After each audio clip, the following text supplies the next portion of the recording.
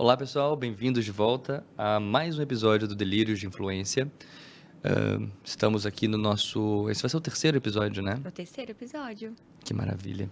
E a gente fez uma live ontem, depois de gravar os 2 primeiros episódios, e nessa live a gente houve uma sugestão bem legal para considerar que o nosso slogan mude para o seu guia de saúde mental para o novo mundo. Acho que é bem legal, a gente estava discutindo agora o quanto que daqui a pouco o nosso movimento que a gente quer propor é realmente essa mudança de paradigma, trazer essa esperança para um novo mundo mais saudável, de uma maneira mais completa. Eu gostei desse slogan. O que você achou, Clara? Eu adorei. Eu achei que ficou mais acurado, mais esperançoso. E eu acho que a nossa proposta é essa mesmo. Não é que o mundo acabe, é que ele se transforme. Não é? Para quem não lembra, a gente falava que era o guia de saúde mental para o fim do mundo. Aham. E agora é pro novo mundo. Para o novo mundo. O que vocês acharam? Depois conta pra gente aí. Sim. Ficamos com o velho, mantemos o novo. E aí a gente vai discutindo. Isso é uma coisa legal, porque eu acho que a gente está começando a criar esse movimento junto com essa comunidade que a gente está desenvolvendo, né? Nossa, ontem já teve uma troca muito interessante. Eu já mandei uns DMs para pessoas que estão muito empolgadas com esse movimento, que também sentem legal. o que a gente sente, que querem estar aqui no podcast conversando sobre isso com a gente. Então, acho que já começamos a nos nutrir dessa energia, o que é fantástico. Eu achei fantástico. Acho que é uma coisa que, além de movimentar e nos trazer energia, também gera combustível para o nosso propósito e pro propósito do podcast, né? Exato. De forma geral. Que, aliás, é o tema do nosso episódio de hoje. Ganchou. Peguei. Pegou. Boa, obrigado. Não, foi boa. E é isso mesmo, pessoal. A ideia de hoje é a gente falar sobre propósito e entender um pouquinho mais sobre o quanto que essa... É porque é um assunto tão... Tá sendo tão falado agora, né? Essa questão do propósito. Uma coisa tá tão... As pessoas estão vindo com muita avidez, inclusive no consultório, para tentar entender e descobrir o seu propósito, né? Quase como se a gente fosse um grande oráculo ali que vai olhar para ela e falar assim: minha senhora, o seu propósito é fazer, sei lá, bolo de pote. Não tem como, né? Tem que vir de dentro. Tem que vir de dentro. Sim, a gente sente essa pressão. Mas é justamente, assim, acho que o lugar certo disso, o consultório é o lugar para acontecer o que tiver que acontecer naquele momento, né? Exato. Mas as conversas sobre propósito, elas são importantes de acontecerem ao longo da vida inteira. Eu acho que isso que é o legal. Falar de propósito é importante. Não é como se fosse assim, o objetivo fosse definir e petrificar, cristalizar qual que é o seu propósito, algo que você tem uma convicção. Não precisa disso, de ter essa característica de uma convicção ou de ser imutável. É mais que isso se torne algo que te oriente pela vida. E tem uma coisa interessante, né? Que a gente já está correndo esse risco aqui. Quando a gente fala muitas vezes da mesma coisa, às vezes ela vai perdendo o sentido. Inclusive, você pode fazer esse experimento em casa. Uma forma de induzir uma cegueira experiencial, que é quando o significado da coisa se perde para você, é você ficar repetindo a palavra várias vezes. Então, se você falar assim, planta, planta, planta, planta, planta, planta, aquilo começa a virar um som e se desconecta do conceito de planta. E aí, quando a gente fala muito de propósito, né, pode ser que a gente corra esse risco de esvaziar a palavra de sentido. Mas a gente não pode também deixar de falar. Claro. Isso acontece muito no meio político. Eu acho que aconteceu recentemente com algumas palavras como narrativa, por exemplo. Isso, trauma. Exato, trauma. Eu acho que isso acaba... Realmente, né? Se a gente começar a falar muito de uma forma leviana, ela acaba perdendo um pouco de sentido mesmo, isso é verdade. Faz total sentido. Sim, e a gente não vai falar sobre isso de uma forma leviana. Tá, quero começar com uma provocação. Eu tive essa ideia agora. Então, a gente não discutiu sobre isso. Provoque-me. O propósito, ele muda ao longo da vida? Ou ele é um só?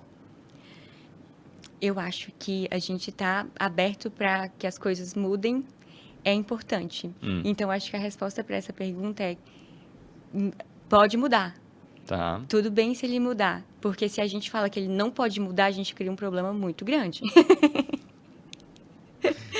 É isso, assim. Uma das coisas da mente saudável é a flexibilidade. Continuando na provocação, tá?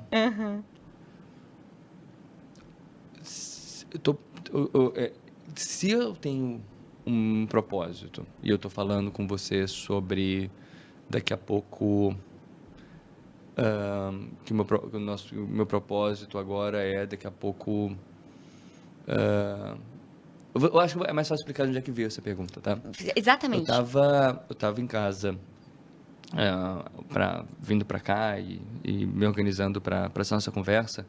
E aí eu mexi na minha gaveta e eu vi um papelzinho antigo. Sabe quando a gente está naqueles momentos de epifania, mudança de vida, e a gente começa a escrever no papel sobre o que a gente quer, os nossos, enfim, quais tarefas que a gente quer executar, quais metas a gente quer atingir naquele ano, nos próximos 5 anos, enfim, que faz esses exercícios de...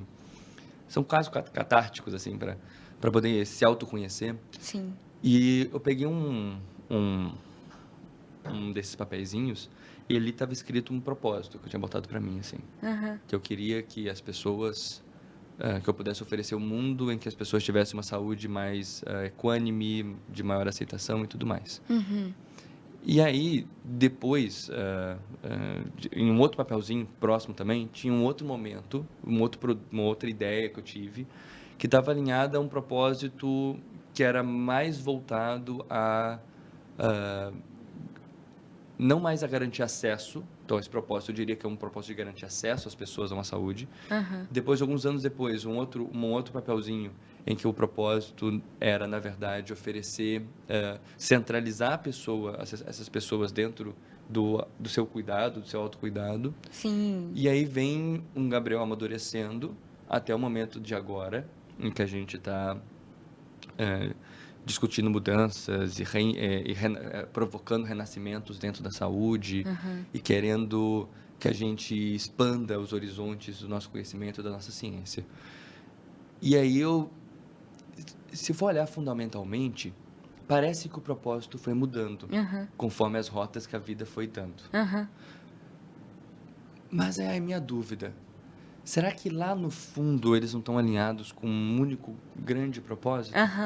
Eu tive essa sensação de que é como se o seu propósito fosse tomando mais contorno. Que antes ele era uma ideia muito ampla. Inclusive, até imagino o quanto que isso não gera uma sobrecarga, né? Imaginar, nossa, é isso que eu quero fazer. Parece uma missão muito, muito grande. Hercúlea, né? Hercúlea. Eu quero que todas as pessoas tenham saúde equânime. Boa Isso. sorte.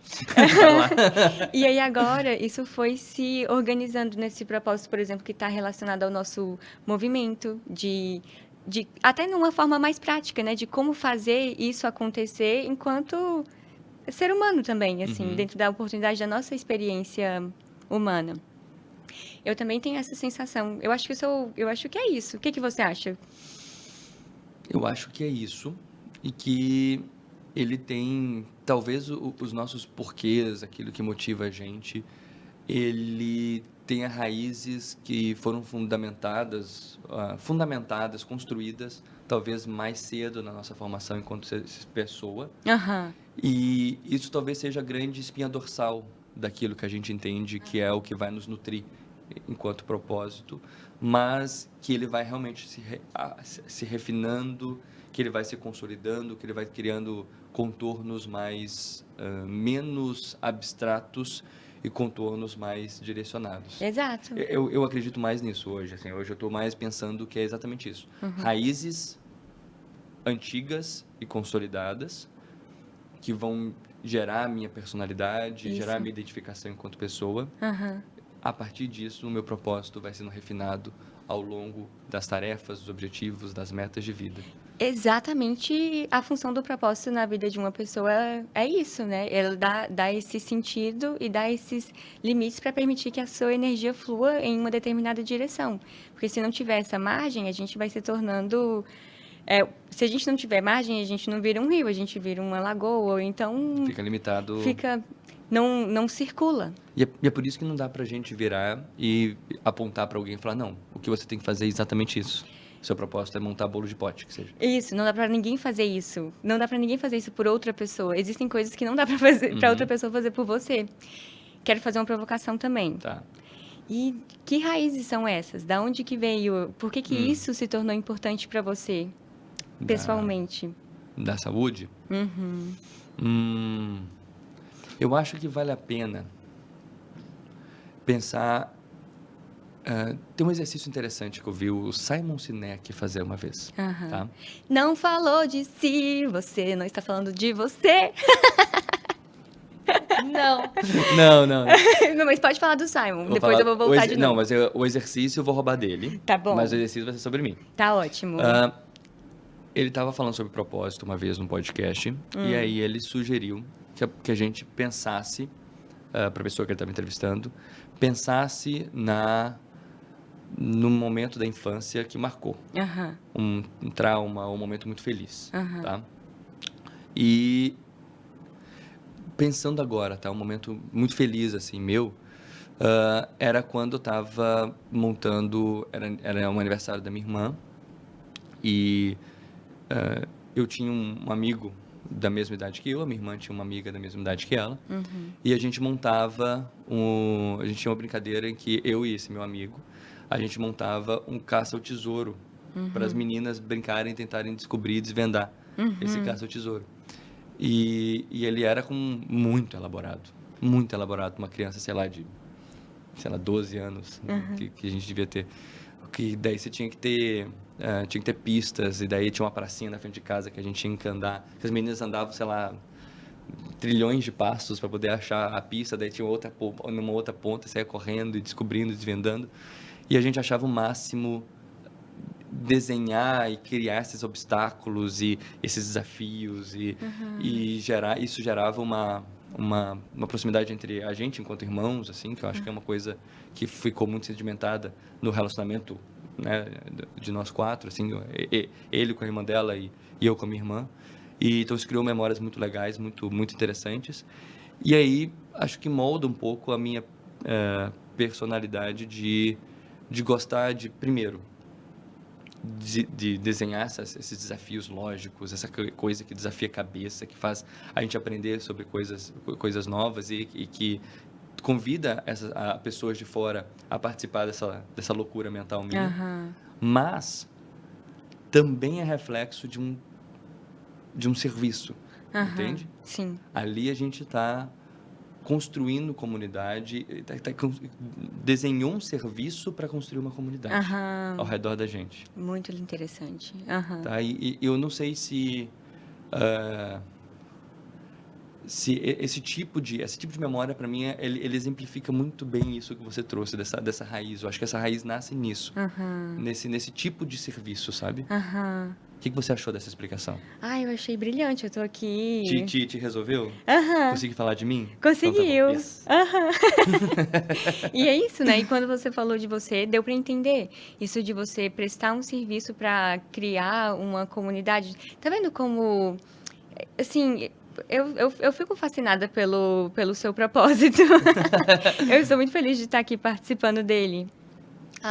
Eu acho que, para mim, eu vejo assim... O meu propósito, assim, mais uma vez, o propósito ele não precisa ser algo que você tem uma convicção e nem algo que vai ser para sempre. Mas tem uma parte do meu propósito que tem a ver com compreender a mente. Eu vou explicar melhor. É o seguinte, eu, né, sou médica, sou psiquiatra. E quando eu estava fazendo a minha residência, estava acontecendo a pandemia. Sim. No meu 3º ano de residência. E aí, nesse período, olha que loucura. É isso que eu acho... Isso é 2020 já. 2020, né? E aí, nessa época, foi um momento da minha vida em que eu não estava estudando o que eu tinha que estudar para a faculdade e para a residência, porque as pesquisas da Coronavac foram feitas lá na UFMG também. Inclusive, pegaram o espaço da psiquiatria para poder fazer as pesquisas. Então, a gente ficou desalojado. E naquela época tinha isso, né? Estava começando a surgir essa consciência das pessoas sobre a importância de saúde mental. Na prática, é claro que precisou daquele espaço para fazer a vacina, que era prioritária, né? Exato. Mas, enfim. Então, nesse cenário em que eu não estava estudando os artigos, as referências da psiquiatria em si, eu comecei a explorar outros tipos de referências que também tinham a ver com saúde mental. Aí estudei... Nossa, eu teve um livro, assim, que... eu lembro de ter lido muita coisa nessa época. A leitura foi muito transformadora para mim nesse período. Então, eu li o ensaio sobre a cegueira. Ensaio sobre a cegueira do... Que tem um filme aquele? Isso, exato. E eu falei assim, gente, eu li esse livro e Eu parece... esperei o filme sair, vi só o filme. Não, mas o livro, o filme também foi muito elogiado, inclusive pelo autor, é o Saramago, né? Saramago. Foi muito elogiado, eu quero ver o filme. E eu falei assim, gente, parece que eu assisti 7 filmes dos Jogos Mortais, um atrás do outro, porque eu tô, assim, com as minhas tripas todas revoltadas de ter lido Não, esse... É perturbador mesmo. E aí depois eu vi que essa era a intenção mesmo dele quando ele escreveu esse livro. E eu falei assim, nossa, eu acho que ele transmitiu a mensagem para mim. Eu fiquei fascinada com isso. Genial, né? Você conseguir transmitir, quase teletransportar uma resposta vagal Isso. do livro para você, assim. Você transmitiu um estado mental, uma ideia por meio de arte. Fiquei fascinada com isso. Aí também li um livro sobre fenomenologia, que é uma coisa que não estava ensinando na minha faculdade. Chama Ecology of the Brain, de um autor que se chama Thomas Fuchs, que inclusive esse livro foi traduzido agora para o Brasil, para o português, como o cérebro relacional, alguma coisa assim. E aí, nessa época também, as pessoas estavam começando, já tinham sacado que era importante se comunicar na internet. Então, eu estava lá, lendo essas coisas que tinham a ver com a minha profissão, mas eram fora, eram paralelas. Não eram as coisas que eram do currículo. E aí eu lembro de estar conversando com minha irmã e aí falar assim, acho que eu vou começar a fazer conteúdo para a internet para eu falar sobre essas coisas. E aí, o primeiro conteúdo que eu fiz foi o que é a consciência. E eu olho para esse conteúdo e eu falo assim, eu escreveria esse conteúdo hoje. Eu ainda me identifico com aquilo que eu escrevi, sabe? E aí, de lá para cá, foi se tornando o meu propósito compreender a mente do ser humano. Que mesmo durante a minha formação de psiquiatria ainda parecia uma coisa inacessível, misteriosa, ou até meio mística, assim, de se falar. Então, me apropriar desses referenciais da ciência, da fenomenologia e da psicologia e compreender a mente de uma forma que é holística, foi se tornando o meu propósito, sabe? E aí isso foi também se encaixando em comunicar isso, porque eu percebia que, por exemplo, assim, eu passei a conhecer coisas que meus colegas não conheciam, assim, meus professores, alguns professores meus conheciam, mas eu comecei a me sentir um pouco isolada dentro da psiquiatria. Sim, e por que querer levar esse tipo de conhecimento para as pessoas também? Eu acho que a questão de construir comunidade é uma coisa de ser humano, e eu também tô sujeita a isso. Então, é uma questão de falar e ser entendida e não se sentir sozinha, eu acho, sabe? E também tem a ver com isso que você falou, eu percebi que esse tipo de conhecimento ele é muito transformador. Então, eu quero que as pessoas acessem isso. Porque... Você quer transmitir esse estado, essa mudança de consciência que você teve, essa mudança de estado mental que você teve com esse tipo de conhecimento de leitura para outras pessoas. Isso. E aí, quando eu pensava nisso, às vezes eu sentia... Por isso que quando você falou do seu propósito, eu imaginei que isso poderia gerar uma certa sobrecarga mental, porque para mim gerava quando o propósito era isso, assim. Era essa coisa tão grande e difícil de delimitar. Perfeito. E até hoje eu sinto isso, é como se fosse assim, isso me dá muita energia, mas também gera um pouco de caos, que eu preciso regular esse fluxo com cuidado. Eu estou sempre aprendendo a regular esse fluxo de energia que o meu propósito que esse propósito enche o meu corpo disso, né? Então, eu acho que esse é um dos meus propósitos. E eu vejo que, por exemplo, o Saramago, ele realizou isso através de uma obra-prima, que depois se tornou um filme, que ele tem uma foto, um vídeo dele assistindo o filme chorando. Eu imagino o que é para ele essa realização desse propósito, dessa mensagem. E isso levou tanto tempo, da escrita do livro, da divulgação desse livro, até isso se tornar um filme, até vir uma pandemia e isso ser tipo, totalmente relevante para as pessoas novamente. Então, eu vejo isso nessa minha relação com o propósito, de querer muito realizar, mas também não permitir que ele me deixe, assim, como se fosse, assim, obtusa, obstinada, obcecada, porque é preciso manter essa abertura para que as coisas aconteçam, sabe? E aí, mexeu, virou, eu acho que o principal é, assim, encontrei você. Viu só? E aí a gente vai encontrando catalisadores para botar as ideias no papel e tirar as ideias do papel e botar na prática, né? Exato. Com certeza. Exato. Tem uma ferramenta japonesa que é o Ikigai, para falar de propósito, que fala isso, né? O que as pessoas precisam. Então, tem essa questão do serviço, do servir. Isso é muito bom para a gente se propor a servir as pessoas. Isso, ainda mais nesse mundo individualista, consumista, se reconectar com esse valor de servir é importante, é muito importante. Então, o que as pessoas precisam, o que você ama, o que você é bom em fazer e o que você pode ser pago para fazer. Claro, sem dúvida nenhuma.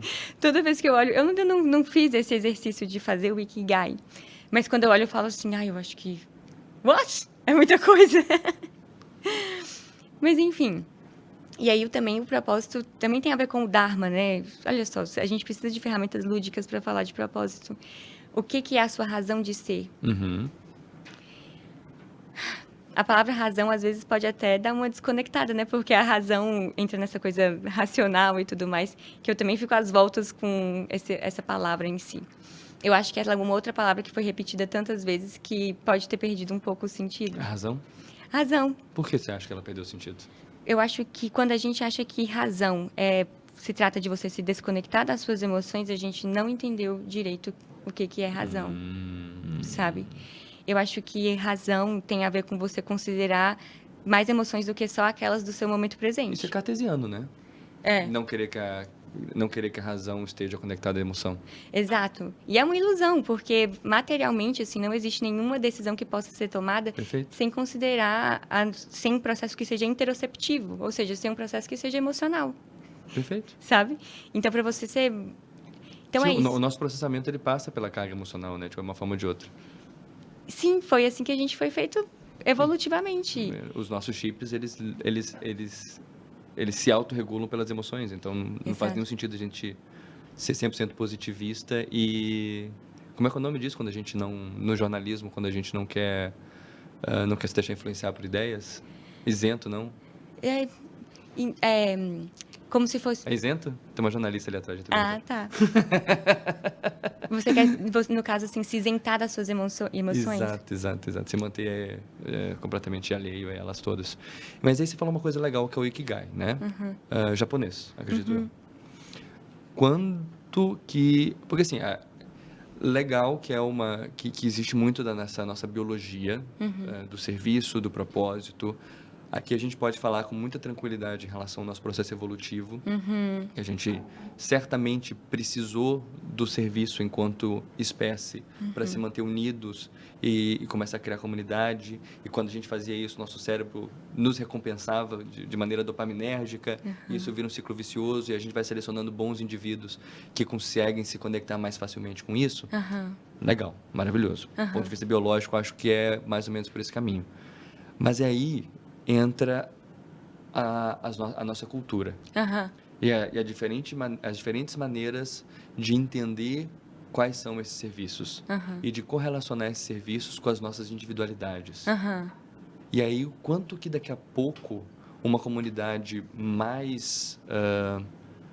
pensando... não sei, pensando uma coisa mais Hofstede, assim, uma coisa mais... o quanto que aquela comunidade ela é mais individualista, o quanto ela é mais coletivista, o quanto ela é mais machista ou mais feminista. O quanto que isso daqui a pouco também não vai modificar a maneira como a gente enxerga o propósito. E mais do que isso, o quanto que isso vai começar a gerar uma pressão social para a gente encontrar, identificar e perseguir o nosso propósito. Puxado, hein? Deu para entender a pergunta? Deu para entender. Eu acho que a pergunta é mais longa que a resposta, mas tudo bem. Eu durei 3 anos fazendo a pergunta. Não, mas eu acho isso justamente. E aí eu percebo que precisa de um tempo para a pergunta entrar e aí eu conseguir refletir sobre ela, sabe? Porque realmente é isso que a gente não quer, né? Que esse propósito se torne uma coisa artificial, que a gente faça um bypass, assim, que a gente invente um propósito só porque você sabe que isso existe, que isso é importante, mas não é algo com o qual você realmente desenvolveu uma relação. Existe uma pressão, né? Existe. Eu acho que existe. Hoje de manhã mesmo, estava mexendo nos Reels da vida e tinha uma pessoa uma coisa meio coach, assim.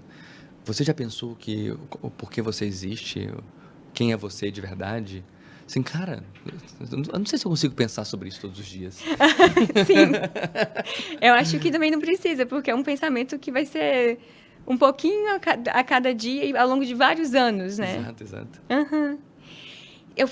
Isso que você falou é importante, porque existe essa tendência de, por exemplo, a gente fala da importância de você ter de você se cuidar, de autocuidado. E aí isso se transforma em uma coisa vazia, em que a pessoa substitui o verdadeiro cuidado por um ritual ali que foi imposto.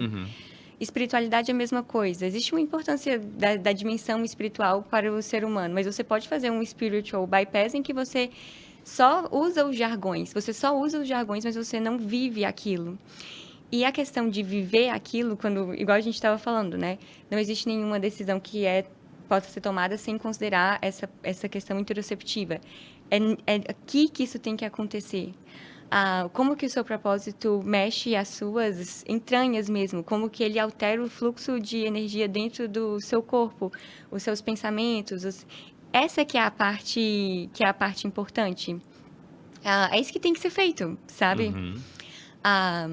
E aí, eu acho que é legal quando as pessoas fazem e elas conseguem compartilhar isso em profundidade. Porque acho que quando rola o bypass é quando é superficial, sabe? Perfeito. É claro que não existe método de você dizer o que está passando na cabeça de uma pessoa que não seja você perguntando e ela te respondendo. Exato. Então, não dá para eu falar assim, não, eu acho que eu considero que esse propósito seu não é bom o suficiente. Não tem isso. Sabe? Não tem como. Imagina chegar alguém no teu consultório e falar assim, não, eu acho que o meu propósito é cuidar de pessoas e não sei o quê. Né, mas... Porque às vezes o propósito da pessoa, ou o que realmente faz ela feliz, e pode ser uma questão mais grandiosa, que envolve mudar paradigmas, mas pode ser também encontrar paz e felicidade numa vida tranquila, né? Então, eu também tenho esse propósito, você acredita? São 2 propósitos que eles estão sempre... E eles se brigam? Brigam. Brigam, porque... Adoro. Exatamente, eu também estava querendo puxar esse assunto, porque os nossos propósitos, eles soaram meio grandiosos, né? Isso. E não precisa ter essa característica. Mas talvez eles sejam grandiosos nesse momento para permitir que a gente envelheça numa comuna bem bonitinho, lendo livros. Por favor. Então, eu tenho esses cuidando sonhos. de flores.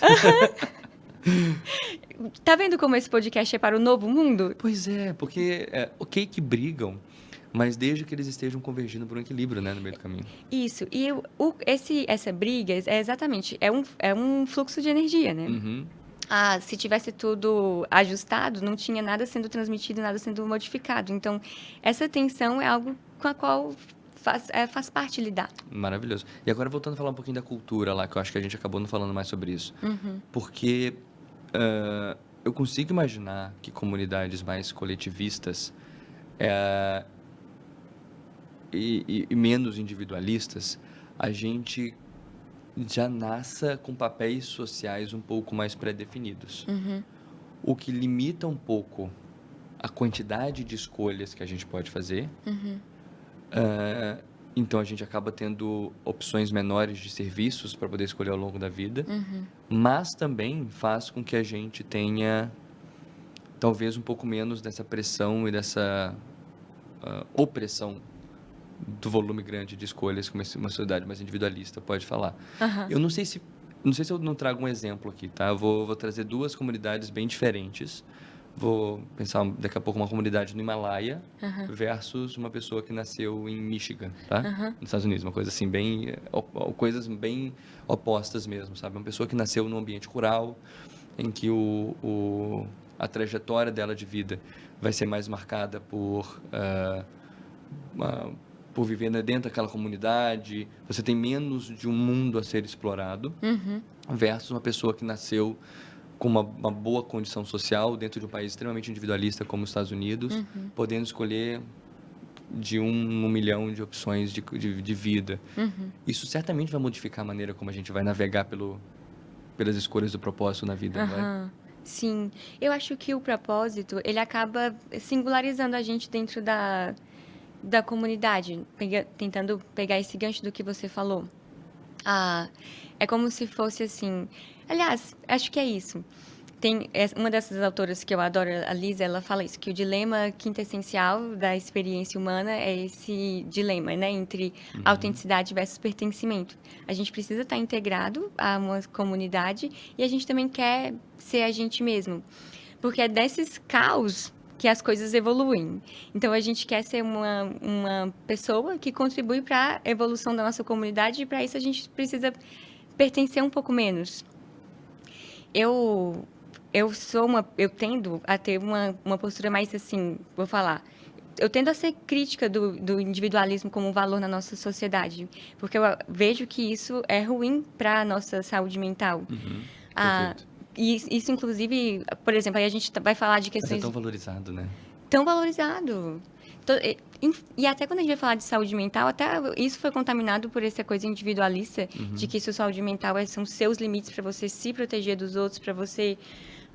enfim, isso é bypass. Perfeito. Porque a saúde mental, como a gente até falou ao longo dos nossas conversas, ela tem a ver com integração, né? Tem a ver com você conseguir solucionar esse dilema, autenticidade versus pertencimento. Então, nem sempre a resposta é pela autenticidade, às vezes ela é pelo pertencimento.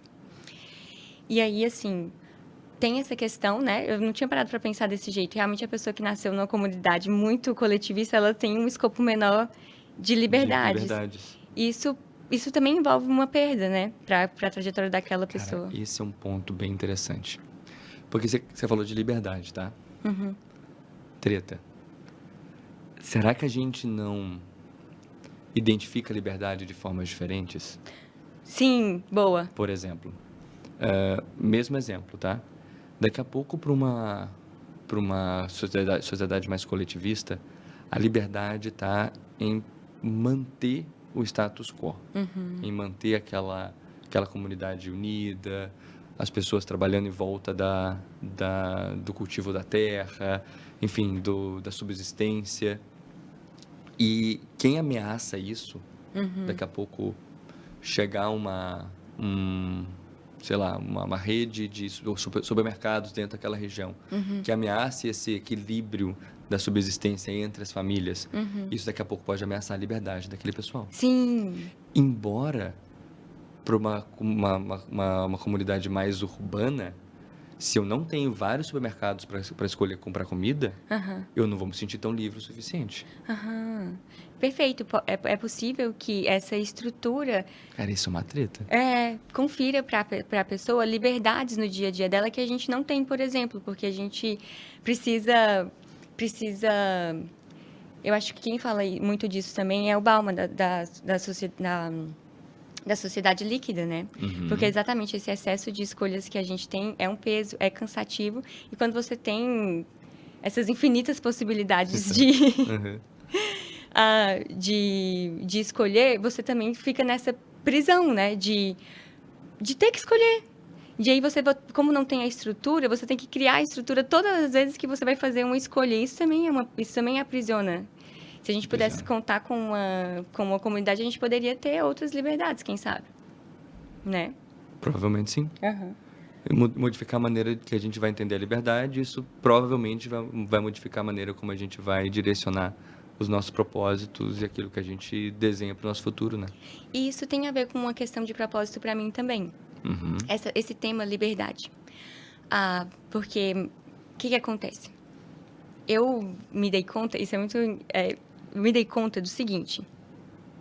Existe como se fosse uma tríade de coisas que se relacionam dentro da nossa mente, você precisa de um para acessar o outro. Perfeito. Para você ter liberdade, você precisa acessar a verdade. Você precisa estar sabendo as coisas como elas estão acontecendo, para você tomar decisões pautadas na realidade e você modificar o seu ambiente ou as coisas de uma forma intencional. Para você conseguir acessar a verdade, você não precisa somente de razão, você precisa de amor. Eu vou explicar. Não, vou até botar para trás aqui. Tá. São coisas assim que são simples, todo mundo já ouviu, mas às vezes a gente não interiorizou o suficiente. Certo. para a gente conseguir conhecer a verdade, a gente precisa de compaixão. Porque, às vezes, a verdade é tão dura, tão complexa, que a gente precisa daquele estado mental que o amor produz, em que você está receptivo para uma coisa diferente, uma coisa... Você está seguro. Aí você consegue acessar a verdade. E aí você acessa a sua liberdade também. Então, a prática do amor, da verdade e da liberdade também estão relacionadas ao meu propósito. As práticas do amor, da verdade e da liberdade. E da liberdade. E estão alinhados ao teu propósito, que é o teu serviço. Ao meu serviço. Dentro da minha prática como profissional de saúde, isso está presente. Um dos objetivos do meu encontro com os pacientes é que se crie esse ambiente de amor e segurança para que a verdade seja acessada e que ele possa restaurar a sua liberdade. Porque quando a gente está doente mentalmente, existe essa restrição de liberdade, né? Você não faz o que você deseja, você não pensa o que é adequado, você não se sente de uma forma, você perde essa integração, né, de você com você mesmo. E aí o objetivo é restaurar isso. E aí dentro da minha vida pessoal isso também é muito importante. E nesse sentido, às vezes é um pouco puxado. A gente pode entrar nisso depois, logo em seguida, como que o propósito às vezes pode ser um pouco pesado. Porque ele direciona a gente e tudo mais, mas ele pode ser um pouco pesado. É um bom gancho mesmo no próximo episódio. Vocês vão ter que ficar de olho, que a gente vai falar sobre carreira. Isso. Então, quando eu estou, por exemplo, assim, nos meus relacionamentos, eu valorizo muito isso. E isso tá vendo como se encaixa? É uma mandala. Porque quando eu comunico, eu quero que as pessoas, meus potenciais pacientes, e que a sociedade saiba disso. Que você precisa de amor para acessar a verdade e, através da verdade, você restabelece a sua liberdade. E dentro dos meus relacionamentos, eu também prezo muito por isso. E, às vezes, como nem todo mundo para pensar sobre essas coisas... Sim, não... Às vezes eu fico parecendo uma louca. Eu acho que raramente a gente para realmente para refletir sobre isso. O suficiente. O suficiente. E se a gente for pensar antes, ou então antes, talvez a gente tinha um momento de fogueira em que a gente conversava. E esse hábito humano de centenas de milhares de anos atrás, que durou centenas de milhares de anos e acabou há algumas dezenas de milhares de anos, não existe mais isso. A gente vê TV, a gente consome conteúdo. Então, eu acho que isso pode causar essa superficialização dos relacionamentos, sabe? Apesar de que, ao mesmo tempo que é muito bom também, né? Acessei tanta coisa por meio dessa disponibilidade de conhecimento que a gente vive hoje. Isso é uma coisa incrível. Pois é um contraponto, né? E acho que aprender a navegar dentro desses contrapontos é o que vai fazer a gente evoluir enquanto sociedade nesse momento, né? Sim. Que é o propósito desse podcast. Sim. Eu não sei qual é o autor que fala isso, mas a consciência, ela desperta nos contrastes. Exato. Se está tudo alinhado, não há necessidade de uma consciência intervir. Quando tem um contraste, quando tem alguma coisa que não está alinhada, aí a gente se torna consciente para gerenciar esse desalinhamento. Perfeito. Então, você acabou de me dizer que esses desalinhamentos, esses conflitos, eles não só fazem parte da existência do mundo, como eles são cruciais para alimentar a nossa curiosidade, a nossa consciência, definir quem nós somos. Sem eles, a gente nem precisava existir. É isso. Sim. Sem eles, exato. Eu acho que isso que é uma coisa... Então você está convidando a gente a abraçar o caos da vida, é isso também? Eu estou convidando. Tá, entendi. Eu estou convidando. Eu gosto de dar um exemplo, assim, pra gente perceber... Isso tem muito a ver com propósito, né? Porque quando a gente não consegue... quando a gente não está abraçando o caos, ou seja, a gente quer que as coisas aconteçam de uma maneira muito perfeitinha e maravilhosa e 100% alinhada com o que a gente, com o que a gente quer, a gente também está perdendo a oportunidade de entender o mundo dentro dessa complexidade que você acabou de falar. Isso, a gente está recusando um pouco de verdade. Recusando muito a verdade. Não um pouco. Isso restringe a nossa liberdade.